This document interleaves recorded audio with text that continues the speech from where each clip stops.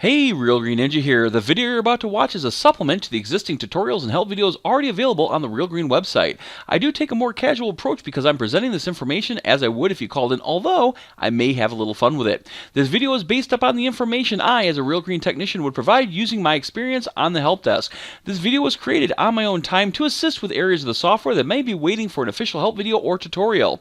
At the beginning of the training video, I will have the version of the Service Assistant the video was made with. I will also try to be as accurate as possible, but be aware, as Service Assistant updates are released, things may change. I'm using the name Real Green Ninja as not to stand out from the other amazing technicians that I work with. I hope the information in this video helps you, so grab a cup of coffee, and I hope you learn something new. Hey, Real Green Ninja here. Today we're going to do something a little bit different. We're not going to be talking about how to do things in Service Assistant. We're going to be talking about how to get help to do things in Service Assistant. So let's begin. The first thing I want to do, though, is I actually want to go to the Real Green website because there's a lot of really cool resources on that Real Green website. So when you go into the Real Green website, you'll see there's a customer login. When you click customer login, it's going to take you to this screen, and I will be blanking out the email address and so on and so forth, so you can't see what we're using. But again, you'll see here down here it's going to have our 800 number. This is the phone number that you can get to tech support, as well as like CAW and Mobile Live tech support, and so on and so forth. It's kind of pretty much like the main line. All right. This email address. This is the email address that's on your customer account here at Real Green, and the password is going to be something that someone in your office that had permission to do, which is usually the primary contact, the owner of the company that signed the contract and all that stuff like that. They're going to set the password. If you do not know what that information is, we can give you the email, but we cannot give you the password unless you either are the primary contact, which means you're listed as, the primary contact on the account, or the primary contact has called us and given us permission to add someone else as an alternate primary contact. Now keep in mind, primary contacts have the ability to not only change this password, they also have the ability to change emails. They also have the ability to change addresses, phone numbers of the business in the system. So again, you got to be careful who you give permission to make those changes. All right. Once you put your information in, you're going to hit login. It's going to bring you to this web page right here. You're going to see it's going to have announcements, and it's going to have different information, things you may want to look at. It's also going to have information about your account. If you're a local user, you can update your Service Assistant by grabbing the update here. If you're hosted, don't worry about it. We have a group that handles the hosted accounts. That they run the updates for you. You'll also see it's going to show you your information about your business. It's going to tell you what your current balance with Real Green is, and so that way you can kind of keep an eye on it. Now, what I really want to focus on, though, is I want to focus on this customer support section. This is the part that is really going to be useful. It's really powerful on this web page. If you click Help Files, it's going to take you to this page, and you'll see we have tutorials. These are PDFs that you can go through. So, for example, if we look at the work order tutorial, you'll see it's going to go through and it's open up a PDF file which you can then scroll through. Now, one thing to be aware of. Some of these screenshots, some of this information is a little bit on the older side. Functionally, it should still work the same, all right? But again, some of it's a little bit on the older side. So, for example, it says Lawn and Pest 3. Well, it's no longer called Lawn and Pest 3. It's now actually called Service Assistant, which is effectively Service Assistant 4 or version 4 of the software. But again, go through go through this tutorial. It's going to give you information about how to do things as far as, in this case, work orders. We're going to go ahead and close that page right there. We also have help videos. You click on the link, it's going to open up a help video for you. Now, some people, they have their system set up to auto-play the videos. These are WMV files. These are Windows Media Video files. So you need to have something that can play that file format. So if you're a hosted customer that's using a Mac to connect to the hosted environment, you'd have to have some sort of program. You might have to go to iTunes and take a look and find one, or open it up in the hosted environment. Actually, log into the Real Green website in that hosted environment because it's a Windows 7 desktop and it has Windows Media Video player. So again, go through the list and you'll see again there's different things like door-to-door. Again, you got stuff for like Mobile Live, Customer Assistant website. Like I said, we have Customer Assistant, the Contacts tab, Billing tab, Basic Installments, Quick Estimate Printing. So again, there's a lot of really good videos on here. Now, I do try to be a little bit more casual with my videos because, you know what? These videos links right here, these are the official Real Green videos. These are the ones when I say, look at the official Real Green video, this is what I'm talking about. These are the official Real Green videos. Again, some of them are a little bit on the older side, but only because, they were made a little while ago. But again, functionally, the way to set up a prepay letter text is pretty much the same. All right, so again, screenshots may look a little different. The software may look a little different. That's also why I tend to put my version of what I make, Service Assistant that I'm using to make the video for I put it on mine so you get an idea of how old my video is. But like I was saying, though, is again, things like exporting Excel, new item select. Again, go through these videos. There's a lot of really good information. When I first started working here, this is what they had me do. I started going through videos. I sat with other technicians. I listened to phone calls. I sat in through some trainings. I've been here about a year and a half. I started in September of 2013. And you can see I'm so confident with how to use the software using these resources that I'm doing videos myself to help you guys out. All right. So again, like I said, there's a lot of really good information. All right, let's go ahead and go back here. We also have tutorials, and again, it's going to take you to those PDF tutorials. So again, I'm not sure why they have the PDF presentation tutorials under the same link goes to the same thing. I don't know, but again, I didn't write the website.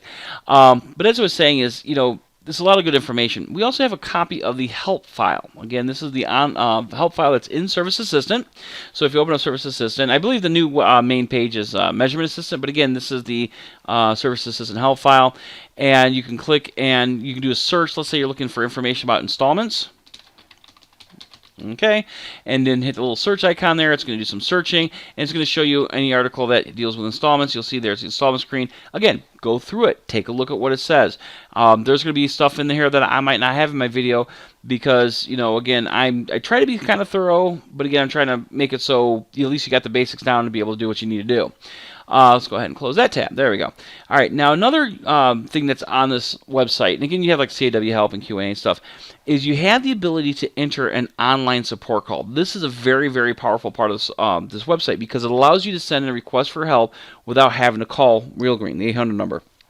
Which means you can do it at like 2 o'clock in the morning. Now, again, we're not there at 2 o'clock in the morning, but if you put us online support request at 2 o'clock in the morning, we'll try to contact you first thing. Now, we do kind of adjust for like Central Time and Mountain Time. We do try to make it around 8 o'clock your time. Sometimes we might get a little early, call you guys a little early. But again, if there is a specific time that you want us to reach you, let's say call 10 o'clock our time or 10 o'clock Mountain Time, put that in the thing I'm about to show you, so that way we can set an appointment to when to give you a call. But when you go to do an online support request, you're going to select the department to contact. Again, most of the time you're probably going to do technical support because you're asking for tech help, but you can go to accounting, direct mail, as well as forms.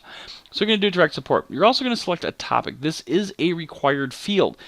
It doesn't have to be 100% accurate. At least get it close, all right? So, for example, if you're calling about making adjustments, maybe you're correcting someone's prepay balance or whatever, do adjustment entry and posting. Again, this is just a topic that's going to come in. Now, if you cannot at all get into Service Assistant, which let's say you're a hosted customer and none of your hosted logins work, all right, or you're a local customer who has a server on site or maybe terminal server or whatever, and none of the workstations can get in, even the main server can't get in, then check mark my entire system is down. When you check mark that, the call will come in as urgent. But please don't use it to try to get yourself ahead of the line because you need to know how to add a customer to the system or something like that. Unfortunately, we've had a few people try doing that. Again, it's, don't abuse it because otherwise, we might say, well, he's kind of the boy who cried wolf type of situation. All right. But again, if you cannot get in at all, go ahead and mark it. All right. But that also means if you have one workstation that can't get in, but the other 5 can, please don't check mark it. Like I said, boy cried wolf and all that. All right. Now, an important field in this is describe. Describe what's going on. Now, we're not asking for war and peace. All right. We're not asking for a minute-by-minute, play-by-play from 6 a.m. to 8 a.m. when this all started happening. But at least put something in there. Need help fixing a customer's balance, getting error message, getting Visual Fox Pro error, unable to start Service Assistant on a workstation or on my computer. And again, you don't have to know all the terminology, but at least put something in there to give us an idea of what's going on. If you put in there, I need a report that shows me customers that have this and this and this, but don't have that and that and that, it'll give us a chance to go through before we call you and do some research to make sure we can find the correct information to make that phone call quicker for you. All right, so you're not on the phone as much as you need to be, or as you'd have to be. At least put something in there. But please don't just type garbage, because if you type garbage, okay, again, we're going to make the call. We're going to call you and stuff like that, but that doesn't really help us. That doesn't tell us anything about what's going on. So again, maybe need assistance fixing customers' balance. Okay, now, again, this is one of those kind of fine line type of things. We don't need to necessarily know what customer number that you need to fix the customer balance of. If you want to include that, that's great. That's fine. Okay. It will then be in our call log when it comes into the help desk. But again, we don't know what your customer base is. You know, your customer number 15 is going to be different than my customer number 15 in my test data, than someone else's customer number 15. Again, if you want to document, that's fine. All right. But keep in mind, though, if you say, hey, I need help fixing customer number 42, we're not going to know who that is until we get connected to your system and then actually go in there and take a look. So a lot of times when we're not quite sure, we'll say, hey, let's set up a support session right off the bat, simply because it makes it easier for us to figure out what's going on and help you guys out. All right, so you got your department, you got your topic, we got what's going on, and you got to put the phone number in. Okay, by default, it's going to throw the phone number that is the main phone number for your company. All right, if you are not at that phone number and you're submitting an online support request, please make sure to update it. Put the phone number that you're actually at. All right. Also, who is making the request? Again, this is going to be the primary person, the primary contact I talked about a little earlier on the account. All right.